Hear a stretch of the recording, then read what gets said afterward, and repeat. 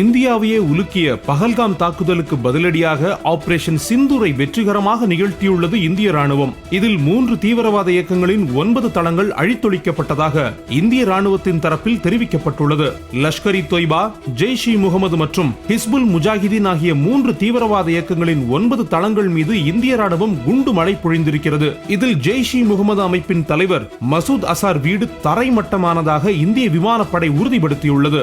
பஹவல்பூரில் மசூத் அசாரின் மூத்த சகோதரியும் அவரது கணவரும், மசூத் அசாரின் மருமகனும் அவரது மனைவியும், ஒரு மருமகள் மற்றும் அவரது குடும்பத்தை சார்ந்த 5 குழந்தைகளும் கொல்லப்பட்டதாக ஜெய்ஷ் இ முகமது அமைப்பு தெரிவித்துள்ளது. அது மட்டுமல்லாமல் அசாரின் 3 முக்கிய உதவியாளர்கள் மற்றும் அவர்களில் ஒருவரது தாயும் இந்த தாக்குதலினால் உயிரிழந்ததாக அந்த அமைப்பு தெரிவித்துள்ளது.